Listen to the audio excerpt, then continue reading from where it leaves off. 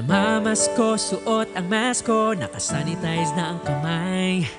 I-minimize ang usapan, maaliwalas ang pagdarausan ng handaan. Kahit tayo lang, tuloy ang saya, makikita sa mga mata. Salamat sa pag-iingat, ang lahat magpabakuna na.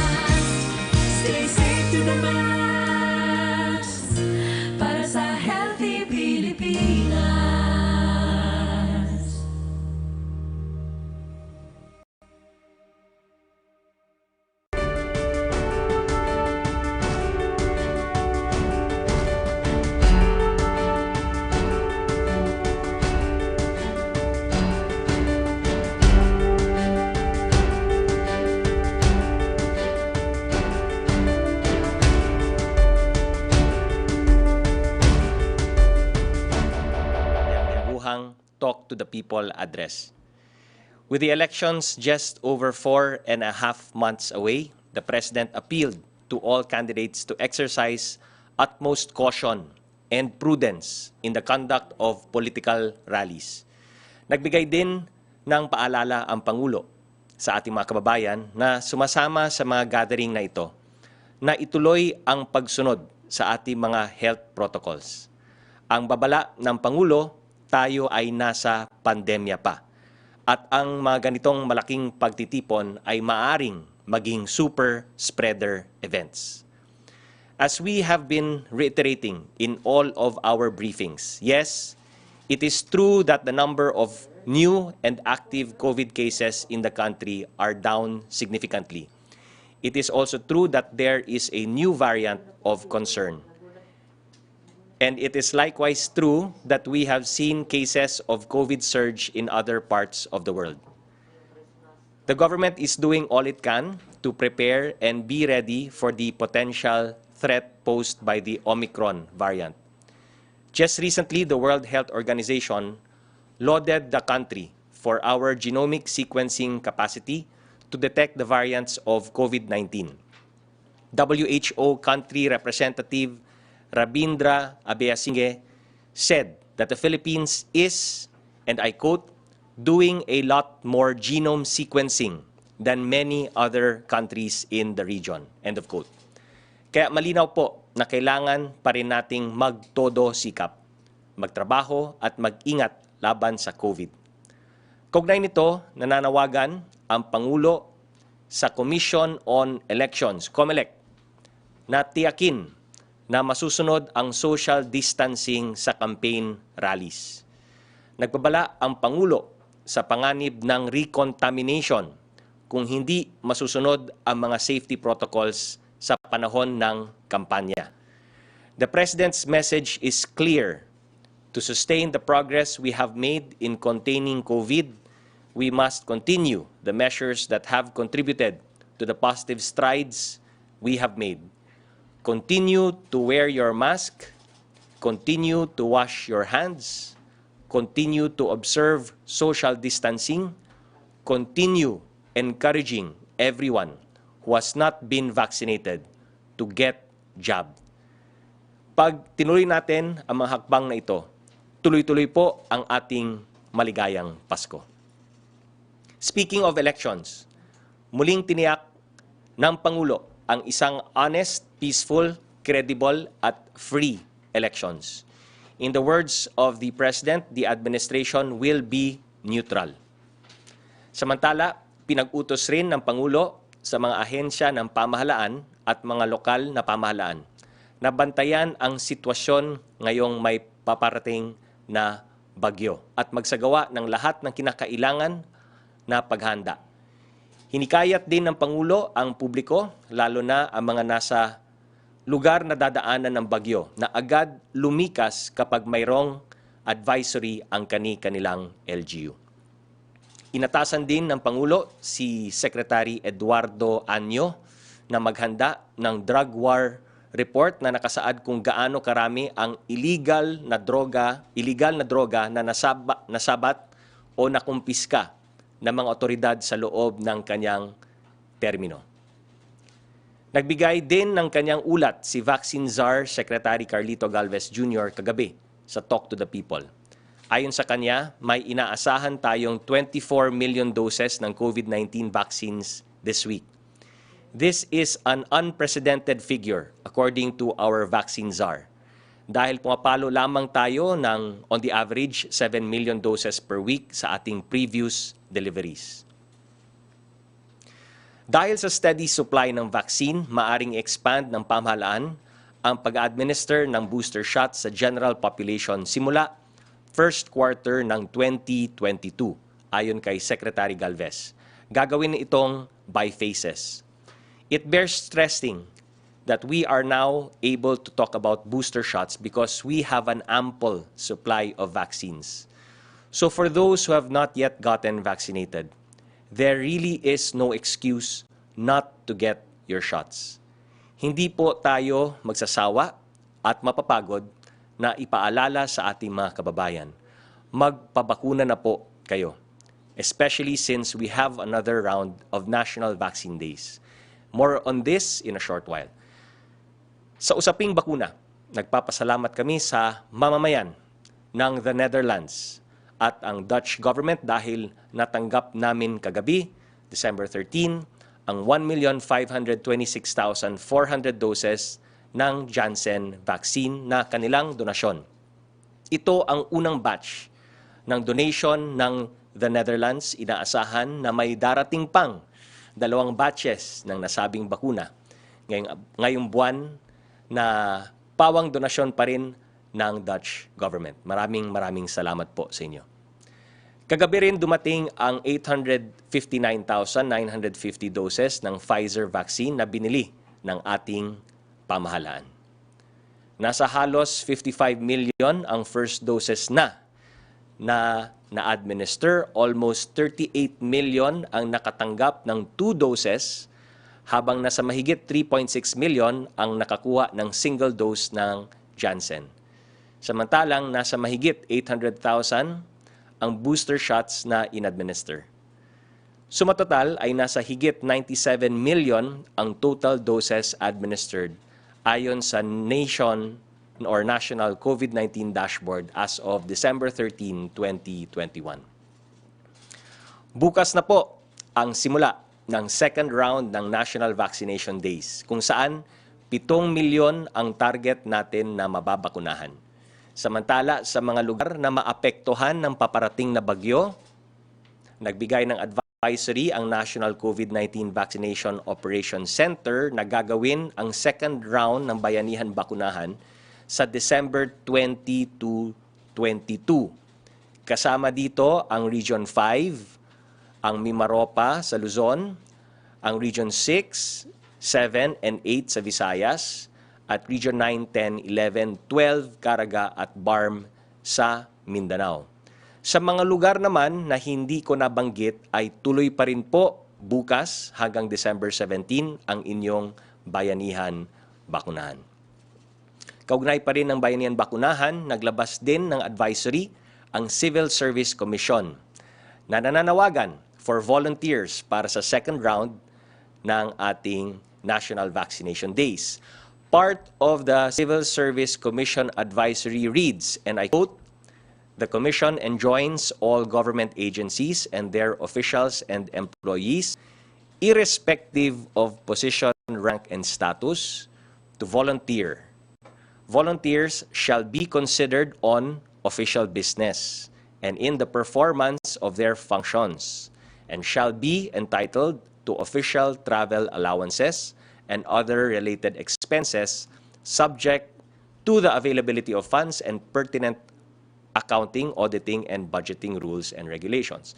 Agencies are advised to assign a focal person to coordinate with the DOH regional or provincial office concerned to facilitate deployment, orientation, and training of volunteer government employees if necessary. End of quote. Mamaya ay makakasama natin si Undersecretary Maria Rosario Vergere para pag-usapan ang Bayanihan, Bakunahan, Round 2. Tulad ng narinig ninyo kagabi, patuloy ang pagtanggap ng volunteers para sa National Vaccination Days. Sino-sino ba ang pwedeng mag-volunteer? Maaring tumulong ang sinuman para sa vaccination team or data management teams ng LGU nila. May health, medical background man or wala. Para sa vaccination team, pwede kayo ay doktor, nurse, dentista, pharmacist, midwife, first responder paramedic, medical intern at clerk at iba pang mga allied health professional.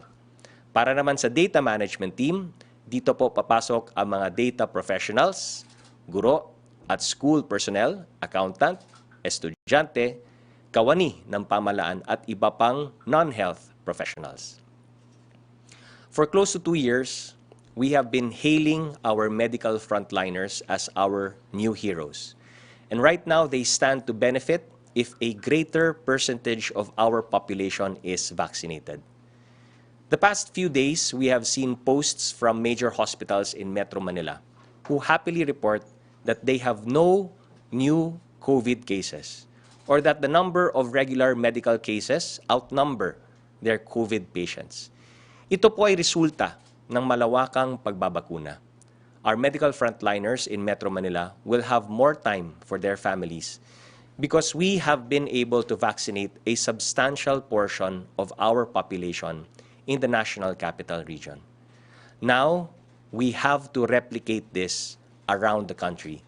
And to do this, we need as many generous, helpful, and heroic hands as possible. Sa mga gusto pong tumulong, mag-register lamang sa link na makikita ninyo sa inyong screen. Pumunta naman po tayo sa COVID-19 update. Nasa 360 ang mga bagong kaso ayon sa December 13, 2021, COVID-19 case bulletin ng Department of Health. Nananatiling mababa ang positive rate po natin, nasa 1.1% na lamang ito. Sana po ay magtuloy-tuloy ito at maging below 1%. Nasa 97.8% naman ang porsyento ng gumaling. Nasa mahigit 2.7 million ang naka-recover. Malungkot naman naming binabalita sa inyo na kahapon 61 ang naidagdag sa bilang ng mga pumanaw dahil sa coronavirus. Nasa 1.77% ang ating fatality rate at ito ay nananatiling mas mababa sa 2% global average. Nasa below 30% naman ang ating hospital utilization rate. In other matters, the Bangko Sentral ng Pilipinas or BSP reported that foreign direct investments increased 43.8% from $5.1 billion in September of 2020 to $7.3 billion in September of 2021. With a shift towards Alert Level 2, allowing more businesses to increase their capacities, we expect more economic activities, including an increase in foreign direct investments in the months to come. Pumunta naman po tayo sa ginagawang paghahanda ng national government kaugnay sa pagdating ng Tropical Depression Odette. Ang Department of Social Welfare and Development as of December 13, 2021 ay may nakahandang stockpile at standby funds amounting to 951 million pesos na may breakdown as follows: more than 87 million pesos standby funds in the central office and field offices. Sa nasabing amount, mahigit 19 million pesos ang available bilang quick response fund sa central office. Samantala, mahigit namang 300,000 na family food packs na nagkakahalagang mahigit 224 million pesos, other food items amounting to more than 215 million pesos, at non-food items amounting to more than 423 million pesos are all available. Bago tayo pumunta sa open forum kasama ang MPC, muli naming binabati ang pambato ng Pilipinas sa Miss Universe 2021 na si Bea Luigi Gomez sa karangalan na binigay niya sa bansa, landing among the top 5 finalists in Miss Universe. Hawak ng Pilipinas ang longest streak of winning placements sa Miss Universe. 12 magkakasunod na taon, patunay sa ganda at galing ng Pilipina. Dito po nagtatapos ang ating presentasyon. Bago tayo pumunta sa tanong ng MPC, kausapin muna natin si Yusek Vergere tungkol sa Bayanihan Bakunahan na magsisimula po bukas. Undersecretary Vergere, Yusek Vergere, kumusta ang paghahanda natin for Bayanihan Bakunahan, especially in light of the expected tropical depression, Odette, at yung mga adjustments na ginagawa natin on the ground where we expect na dadaanan ng tropical depression na ito? Yes, good afternoon, Cabinet Secretary Karlo Nograles, and magandang hapon po sa inyo lahat. Ang Department of Health po ay nakikipag-ugnayan na sa ating National Vaccine Operations Cluster headed by Secretary Charlie Galvez, and of course with the National Disaster and Risk Reduction Management Council, kung saan po nakapagbigay na po ng approval ang ating Presidente, katulad ng sinabi nyo kanina, na i-postpone po, i-reschedule ang mga ibang lugar sa ating bansa for these national vaccination days in anticipation po dito po sa padating na bagyo. So we will have regions in Visayas, regions 6, 7, and 8, regions in Mindanao, and also regions 4B and region 5 na isasagawa po natin ng December 20 to 22 na po ang national vaccination days. At yun pong nasa NCR, CAR, regions 1, 2, and 3, and region 4A will still push through with our national vaccination days tomorrow, December 15 ang umpisa hanggang December 17. We will still have the same targets po, katulad po ng mga napag-usapan at nai-announce. We will have 7 million targeted individuals to be vaccinated for these national vaccination days, kung saan may kanya-kanya na pong targets ang bawat rehiyon. So kahit po na-delay po tayo or na-reschedule tayo to next week for the other regions, the targets will be the same. So sana po ay makuha pa rin po natin yung tulong ng ating mga kababayan, ng ating private sector, non-government organizations, lahat po ng pwede mag-volunteer. We have our sites where you can be able to register para makapag-volunteer. It is not too late yet. Maaari pa ho tayong sumama at makilahok at magtumulong para po dito sa National Vaccination Days. If you remember, we reached at least 9.9 million during the first National Vaccination Days last November 29 to December 1.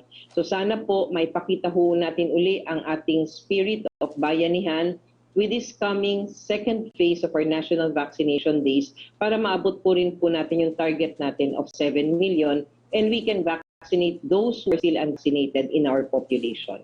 Yun lamang po, Cabinet Secretary. Maraming salamat, Yusek Vergere. Sa mga miyembro ng MPC, paunahin na nating sumagot sa katanungan si Yusek Rosette Vergere dahil meron pa siyang isang pupuntahan. So, without further ado, Yusek Rocky, questions for Yusek Vergere muna. Opo. Good afternoon, Sec Karlo, kay Yusek Vergere at sa MPC. Unang tanong po para kay Yusek Vergere from Ray Alvis ng GMA News. Ano po ang paliwanag ng DOH sa issue ng syringe na binanggit ni Secretary Locsin, kumusta po ang supply natin ngayon?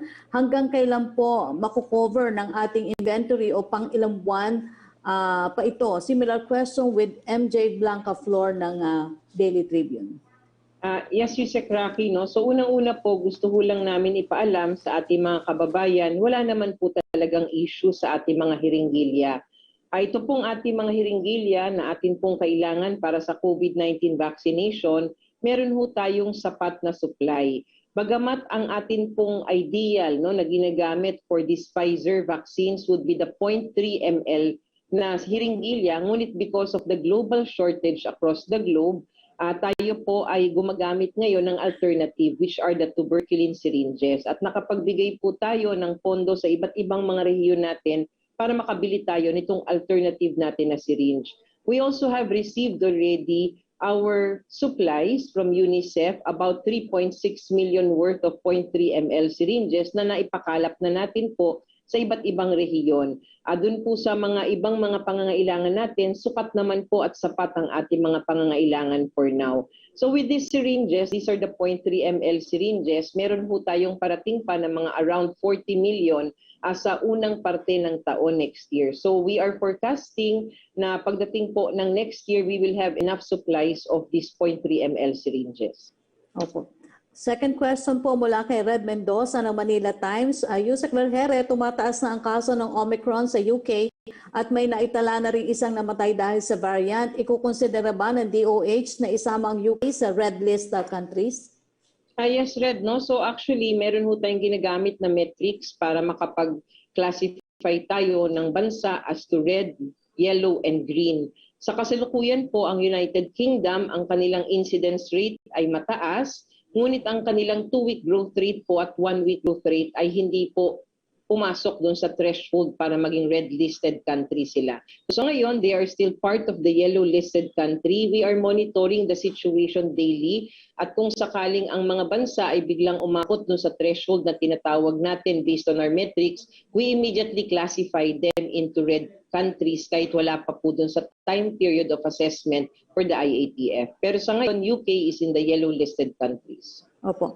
Tanong pa rin po mula kay Red Mendoza, Yusek Vergere, sinabi po ni Octa Fellow Dr. Guido David na pag pumasok ang Omicron sa Pilipinas, magkakaroon ng isang seryosong surge base sa datos ng South Africa na umabot sa 200% ang pagtaas ng mga kaso. Nababahala po ba ang DOH sa mga lumalabas na figures na ito? Well, yan po ang ating iniiwasan, Yusek Rocky. No? So as soon as we heard the reports that there was this new variant of concern, which was the Omicron variant, at nakita ho natin at minomonitor natin ang sitwasyon sa ibang bansa, tayo po ay nagkaroon na ng revised protocol sa borders natin para mas mabantayan po natin at ma-delay natin ang pagpasok nitong Omicron variant. Ngayon pong nakikita natin na doon sa South Africa ay pumuputok ang mga kaso. Kung makapasok man ang Omicron dito, sana po no, nag-work ang ating border control at na din natin kahit papaano at nakapag-prepare tayo. Pangalawa, comparing our country to South Africa, there are a lot of differences. Unang-una na yung vaccination coverage. Sa South Africa po, they have about 23% of their population vaccinated.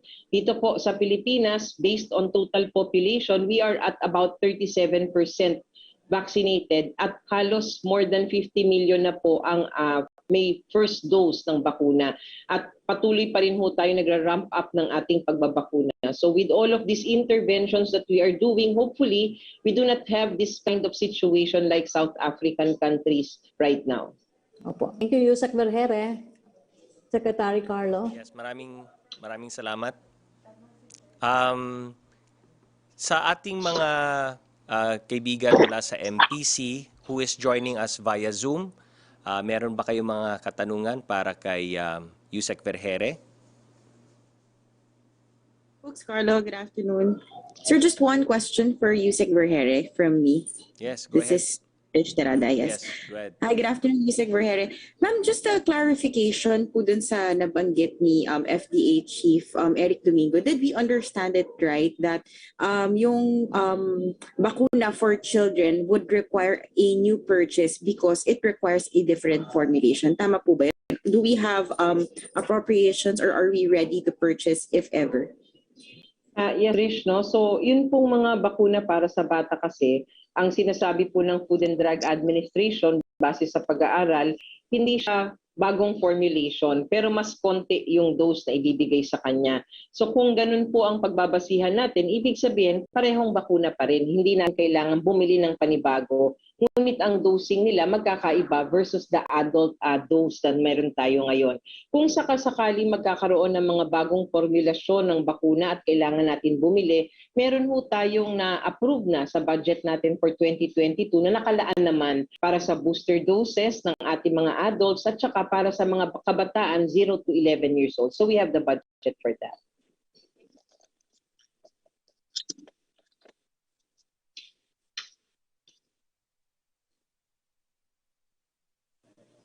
For Yusek Vergere from MPC.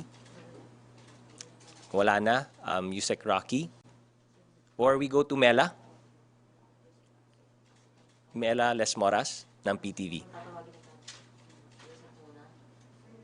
Afternoon, Sec Karlo, Yusek Vergere.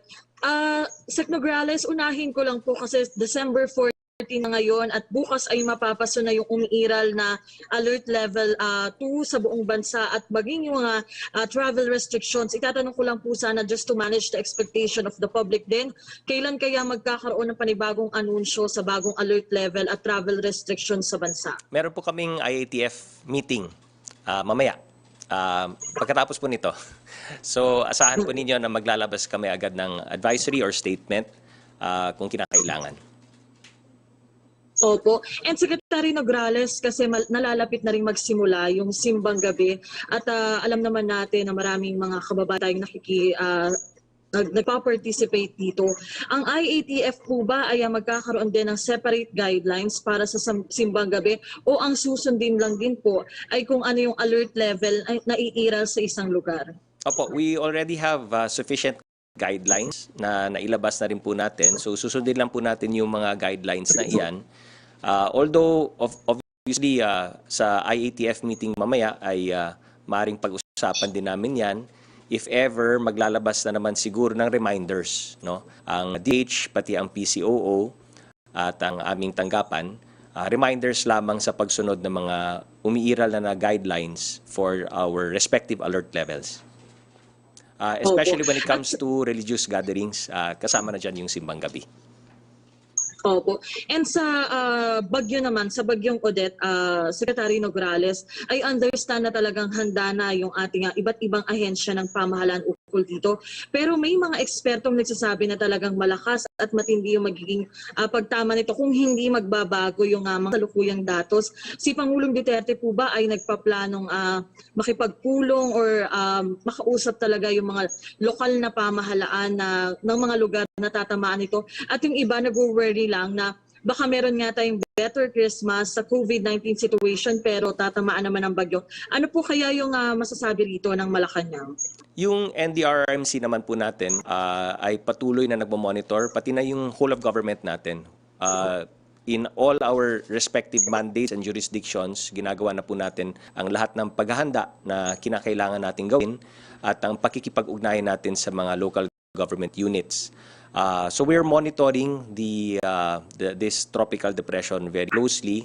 We're putting everybody on alert at kung kinakailangan magpatawag ng meeting si Pangulo before, during or even after ng pagdaan nitong tropical depression na to at kung mag-elevate siya into a typhoon ay gagawin naman po natin. Si Pangulong Duterte naman ay mabilis naman umaksyon pag kinakailangan. Opo, at huli na lamang po, Secretary Nograles, kasi alam naman natin, from Malacanang side lang po, kasi tuloy pa rin yung pagpapalitan ng mga matatapang na pahayag ni Secretary Duque at Secretary Locsin tungkol pa rin sa issue ng syringes. According to Secretary Duque sa isang interview niya sa PTV kahapon, ay ibibring up niya na ito kay Pangulong Duterte.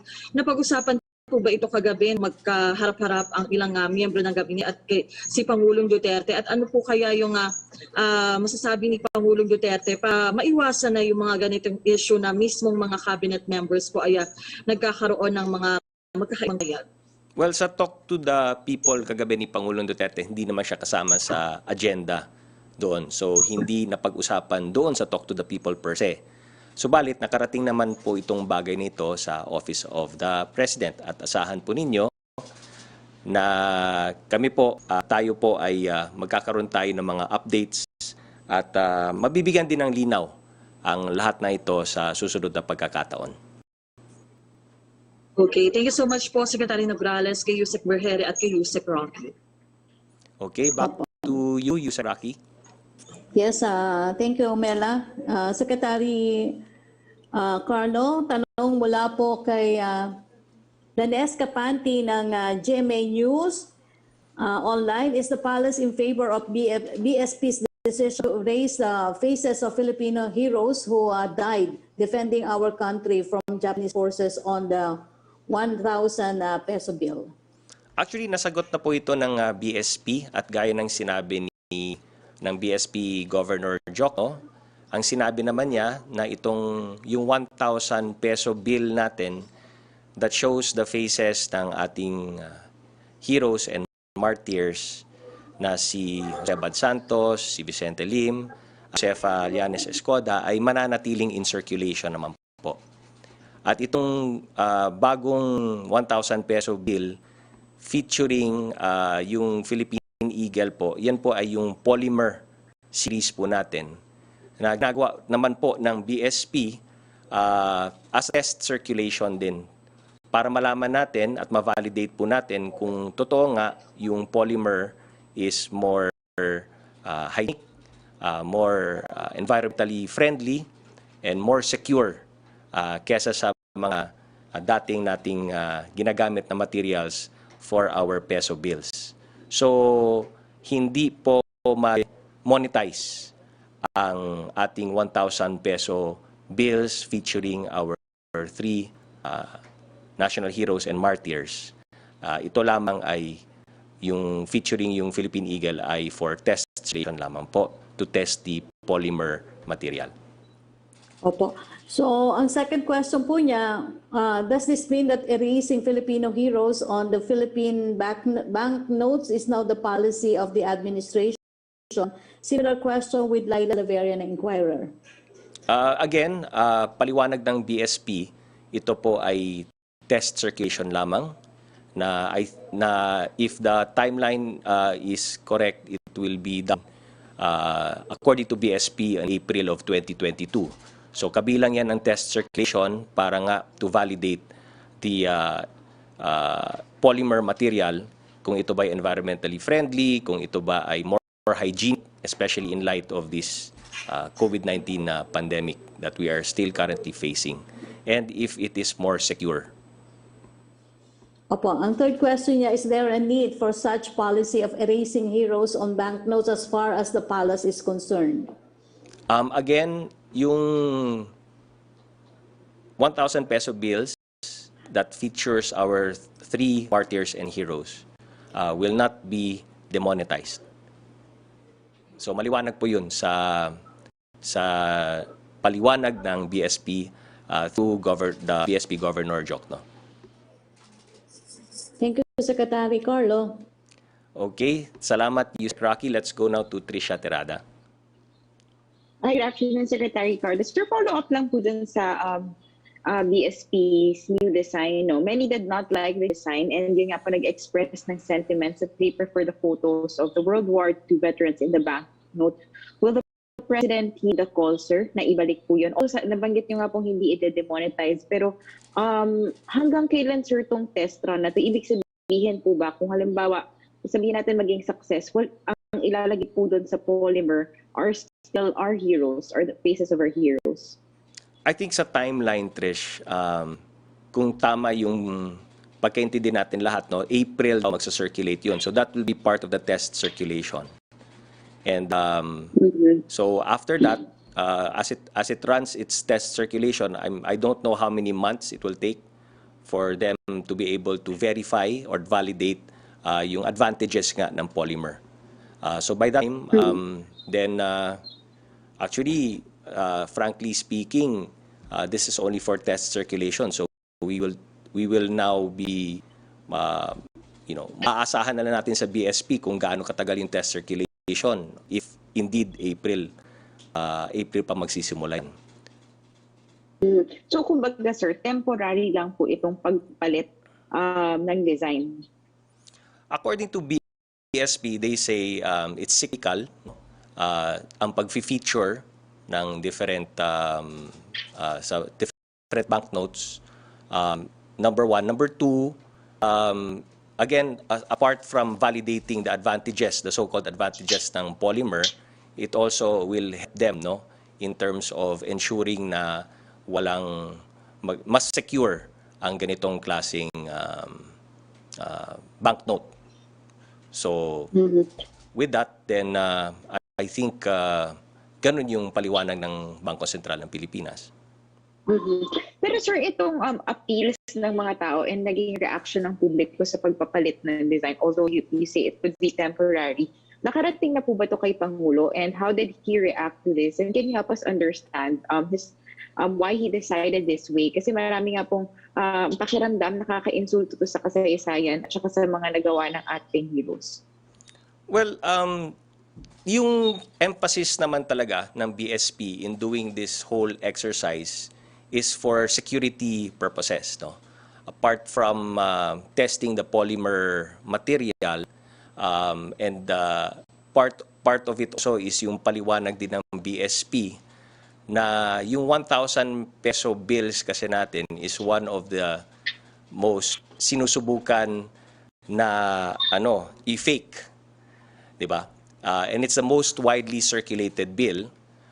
Although aming security features naman presently ang ating 1,000 peso bills, kaya hindi agad at madaling pekein ang 1,000 peso bills natin, the BSP is constantly developing ways and means to ensure that hindi mapepeke ang bill na ito, especially since it's our highest denomination. So that was the explanation of the BSP. And together with the test circulation nitong bagong polymer material is the change in the design. But again, with the assurance na itong pag-change naman ng design is cyclical and nag-change lang yung features. And again, it's just for test circulation. So sir, as far as the President is concerned, tuloy pa rin po itong pagpapalit ng design or itong test run? Yes, but also with the assurance na hindi natin i-demonetize yung ating 1,000 peso bills that features our three martyrs. Sir, one last question from my end. Hingi lang po kami sir ng statement and kung ano po yung intervention na gagawin ng palasyo with regard to hospitals severing ties with PhilHealth. Kasi last Friday, sir, 7 hospitals already decided to cut their ties with PhilHealth, and yung group of private hospitals also said na hindi lang yung 7 hospitals sa Iloilo, meron din daw pong hospital sa Mindanao and Northern Luzon. Ano pong plano dito, and ano po ba yung nagiging problema kung bakit until now hindi pa rin po ma-resolve yung issue with PhilHealth? According to PhilHealth, they have this new debit-credit payment method that is supposed to enhance and speed up the payments to hospitals. And sabi ng PhilHealth, using this debit-credit payment method or DCPM, they have actually had 2 waves of these already. Again, to accelerate and facilitate payment of the hospitals, and they are set to release a 3rd wave of DCPM.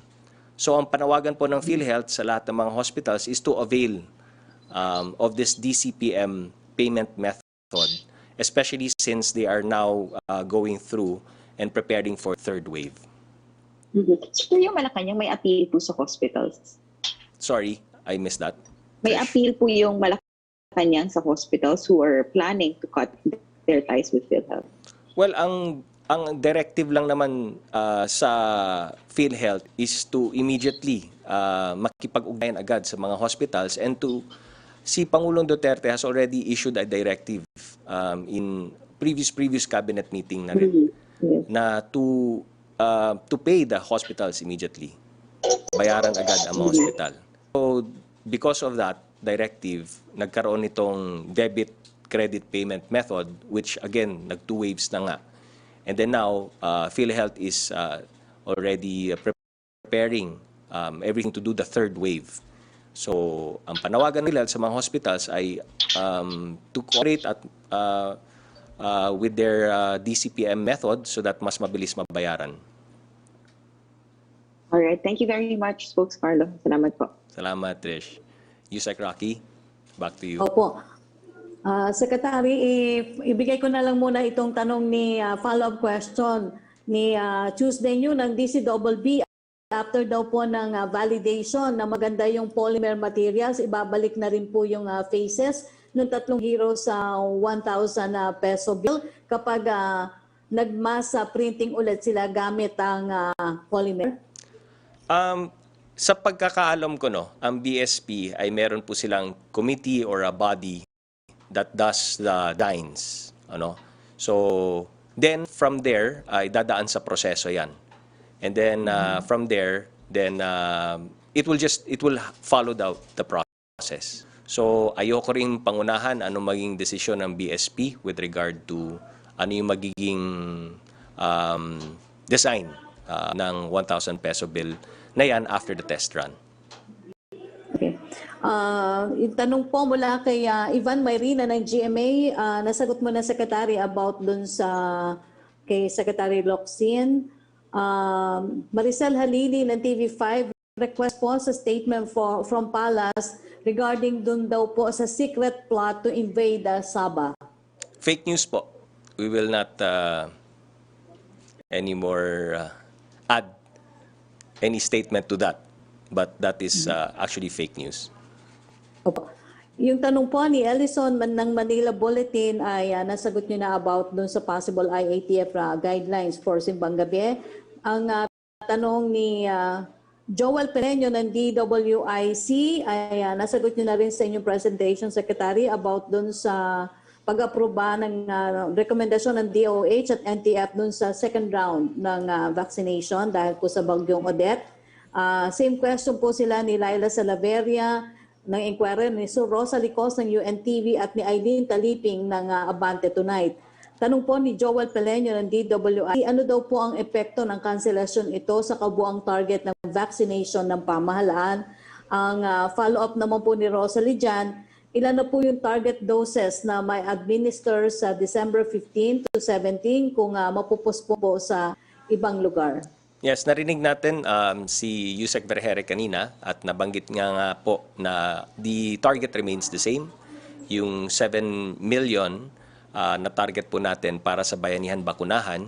But because of this tropical depression na minomonitor po natin, ay minabuti po natin na iurong muna yung magiging affected regions and provinces na instead of December 15 to 17 ay gagawin na lang pong December 20 to 22 para yung affected provinces ay makapag-concentrate sa any quick response na kinakailangan pagdaan po nitong tropical depression ito. And then after that, we anticipate na by December 20, 21, and 22 ay magiging clear na po for the Bayanihan Bakunahan Phase 2 to be conducted. Again, lahat ng mga provinces at lahat ng mga regions, maging ang cities and municipalities ay meron pong mga set targets per locality. At ang panawagan nga po natin sa lahat ay if we all meet our targets, then collectively, we will all collectively meet the 7 million mark set for Bayanihan Bakunahan Phase 2. Opo. Ang follow-up po ni Rosalie Cos ng UNTV, confident pa rin ba tayong maabot ang 54 million Filipinos fully vaccinated by end of 2021 or magbabago tayo ng target? Yes, confident po. And we're confident in not only our LGUs but also sa ating mga kababayan dahil lahat naman po tayo ay kailangan magtulungan para maabot natin itong 54 million target natin na fully vaccinated by end of 2021.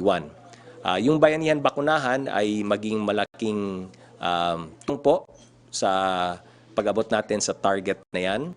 At ang panawagan po namin sa mga nakapag first dose na who will be needing their second dose at nakaschedule na second dose nila on December ay take advantage po natin itong bayanihan bakunahan. Marami kasi sa ating mga kababayan na naka-first dose will be due for their second dose pagpatak ng mga December 20 onwards. So panawagan po natin sa lahat na kailangan mag-second dose ay magpa-second dose na po tayo. Panawagan naman din po natin sa mga employers, whether or not it's Bayanihan Bakunahan National Vaccination Days, kung kinakailangan magpa-second dose or kahit first dose ang ating mga kababayan, ang inyong mga empleyado at workers, ay hayaan po natin, huwag natin i-mark as absent. Kasama po yan sa ating resolution and guidelines ng IATF. In fact, let's encourage our fellow employees, our fellow workers to get vaccinated and get fully vaccinated kung kinakailangan. Opo. Tanong naman ni Laila Salaveria ng Inquirer, how does the palace address lawmakers' concerns that the erasure of the historical figures denigrates their contribution to Philippine history and makes them casualties of retail revisionism? Again, yung 1,000 peso bill po is just for, the new design is for test circulation. And our the design featuring our 3 national martyrs ay hindi po ma-demonetize. Patuloy pa rin siya in circulation, patuloy pa rin siya nagagamit ang ating mga kababayan, hindi po siya ma-demonetize. Opo. Tanong naman po ni Rosa Licos ng UNTV, ano po ang reaksyon ng palasyo sa apela ng OFWs na ibalik sa 3 days yung pong facility-based quarantine period para daw po makasama ang kanilang pamilya na mas mahabang panahon ngayong holiday season? May mga greater chance bang ma-extend ang travel restriction? Bakit? Meron kaming IATF meeting mamaya, no? At maaring isa pa yan sa mga pag-uusapan namin. Of course, alam po namin yung concerns ng ating mga kababayan na OFWs, mga returning overseas Filipinos po natin, mga kababayan natin na umuwi dito sa ating bansa. So, pinag-uusapan yan namin sa IATF at patuloy namin pag-uusapan yan mamaya sa IATF meeting namin. Opo. Ang tanong po ni MJ Blanca Flor ng Tribune, has the President discussed with the Health Secretary Duque the 50 million syringe procurement deal which did not push through? Gaya ng sinabi ko kanina, nakarating na po itong bagay nito sa Office of the President at asahan po ninyo na kami po ay magbibigay ng mga updates at magbibigay po kami ng as we go along sa ibang mga pagkakataon ay we will continue to provide you updates on that.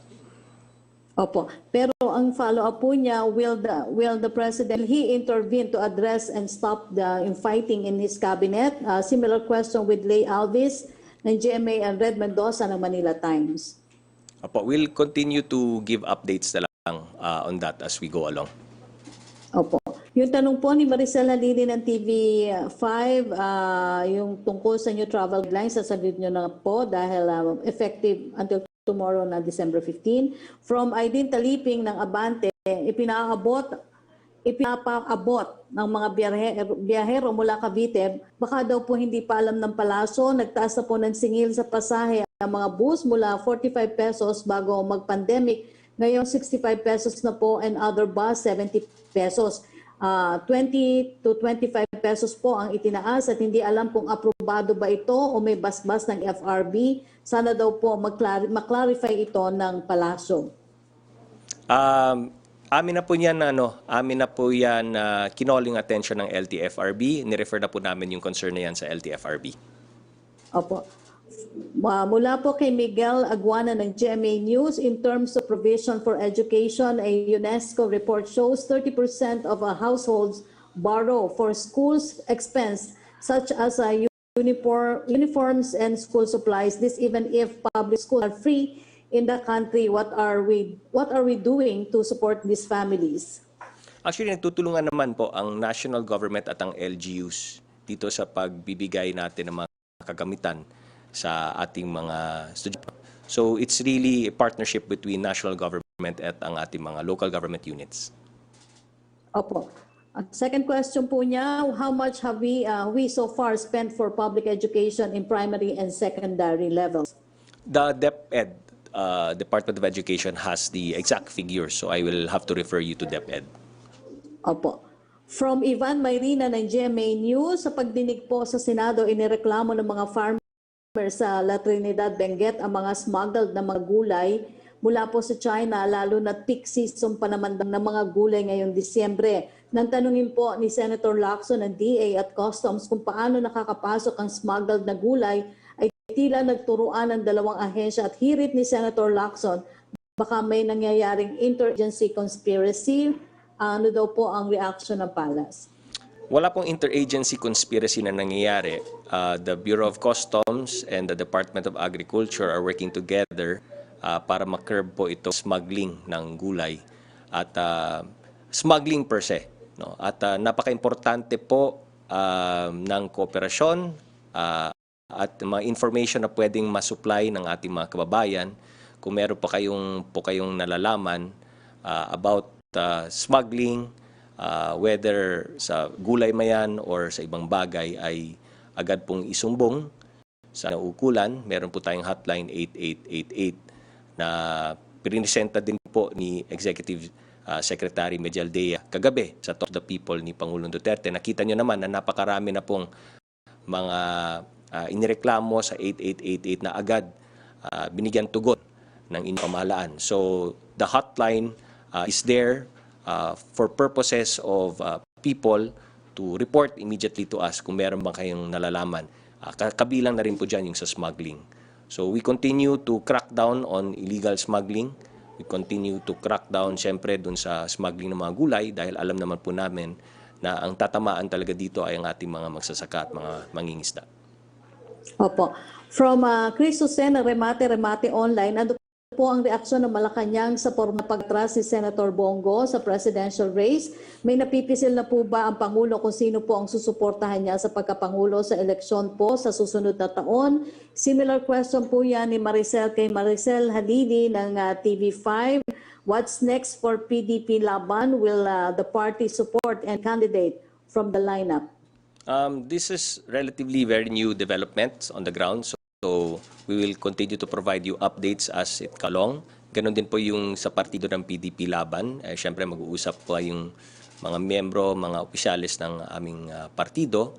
At ganon din po sa any comments from the Palace, we will provide the updates as we go along. Kung kinakailangan at kung si Pangulong Duterte rin naman po ay kung kailangan niya magsalita ay gagawin niya sa tamang oras at panahon. Opo. Mula po kay Sama Denilia ng Business Mirror, may commitment na po kaya ang Congress kung kailan po masasagmit ang 2022 national budget sa Malacanang? If yes, kailan po kaya ito? Sa pagkakaalam ko kasi na dapat ay tatapusin na po nila yung BICAM this week. Maratify dapat ng House of Representatives at ng Senado ang Bicameral Conference Committee report ng budget this week. At asahan po namin na agad nilang ipapadala sa Malacanang, sa Palasyo para sa pagpirma ni Pangulong Duterte.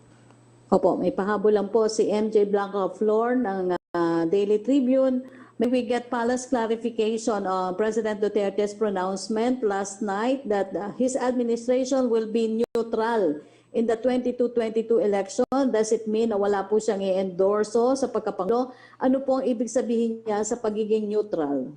Lahat naman ng civil servants, lahat naman ng workers in government are required to be neutral sa election.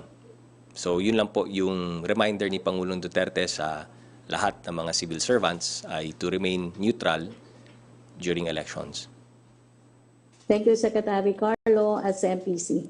Maraming salamat, Yusek Rocky at sa MPC. And of course, thank you to Yusek Rosette Vergere ng Department of Health.